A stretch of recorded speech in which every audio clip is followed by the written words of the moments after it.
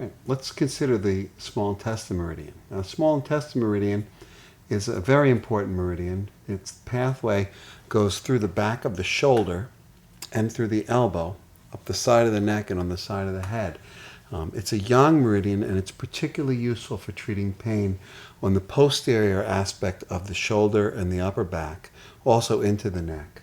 So we'll find that we use points on the small intestine meridian quite commonly. Small intestine meridian begins on the pinky finger, on the small finger, the fifth finger. It begins at the lateral corner of the nail. It travels up along the side of the hand, which is actually the back of the hand. If a person puts their hand in a natural position, this is all on the posterior surface of the body, the small intestine meridian, until it reaches the head. So it's from the corner of the nail along the kind of posterior aspect of the hand. It comes up through here, small intestine 3, 4, 5, 6, 7, 8, and then it comes into the shoulder. And on the back of the shoulder, the small intestine meridian comes up, it comes down, it comes back up again, it comes across here. So it covers this whole area. Any kind of pain in the scapula or the back of the shoulder joint, we think of the small intestine meridian. Then it travels up the side of the neck, just behind the jaw, and then ending on the face. So let's take a look at some of these points in more detail, and we'll put a few needles in. All right, small intestine 1, as we mentioned before, is at the corner of the nail.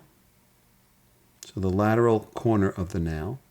Small intestine 2 is just distal to the fifth metacarpal phalangeal joint. And small intestine 3 is just proximal to that joint. It's in fact it's kind of in the epiphysis of the bone, so it's just kind of proximal and, well, in this position, inferior. So just underneath the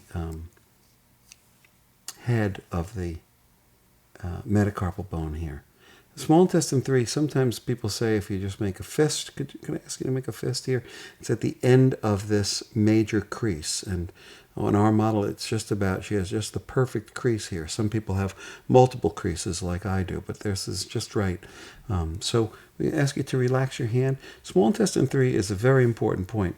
It's the master point of the dumai, which runs down the center of the back. So it's used for treating pain on the back or anywhere on the back surface of the body, the posterior surface of the body. Once again, the palmar surface of the hand is always sensitive to the touch, sensitive to needling. So we tend to want to make sure that we get this needle not into the palmar surface of the hand, but more into the back of the hand.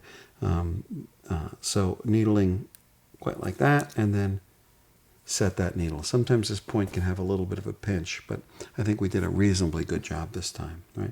So there's small intestine 3. Small intestine 4 is at the wrist crease, or at the wrist. Small intestine 5 is just behind the bones here. So they're found in and around these carpals. And small intestine 6 is actually located by putting your finger on the top of the styloid process of the ulnar, and then rotating the hand until we feel a space open up there. We can feel some tendons sliding over top of the bones, and a little cleft opens up right in here, and we needle right into that cleft. Small intestine 6 is a good point for shoulder pain when the pain is on the back of the shoulder, of course. Small intestine 7, not a commonly used point. Small intestine 8 is between the olecranon of the elbow and the the lateral epicondyle of the. Sorry. There we go. We got to turn the hand around. It's between the epicondyle of the medial epicondyle of the humerus and the olecranon right here. Small intestine 8, and this is a good point for elbow pain, very good local point. Let me just come across here and we'll take a look at some other points.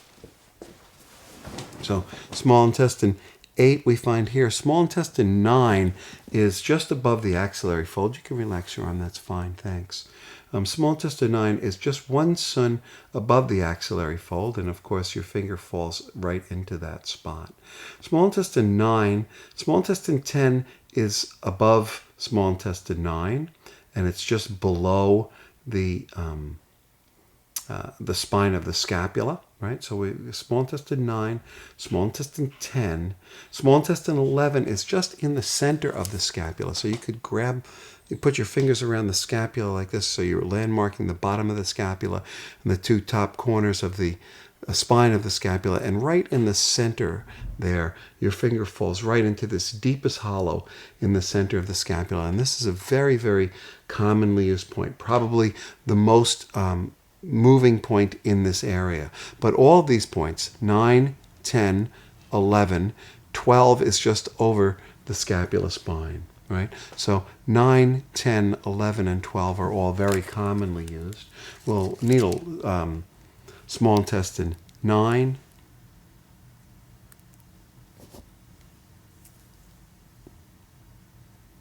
and small intestine 11 for you.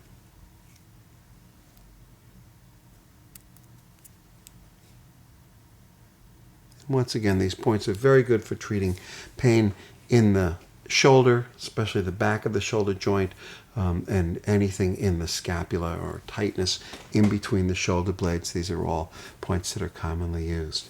So this is 9, 10, 11, 12, 13, 14, 15 showing up on the neck, 16 on the back of the sternocleidomastoid. I'm going to ask you, let me just remove these.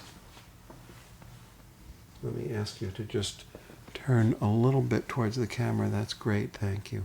So on the back of the sternocleidomastoid, level with the Adam's apple, is small intestine 16. Small intestine 17 is just behind the jaw. It's between the corner of the mandible and the sternocleidomastoid, right in here. Small intestine 17 is a very commonly used point for treating ear problems. And then small intestine 18, I can ask you to just face the camera a little bit if you can. Small intestine 18 is level with the outside of the lateral canthus, and it's just under the zygomatic arch. Again, a good point for sinus pain or maxillary pain. Okay. And that gives us the small intestine meridian.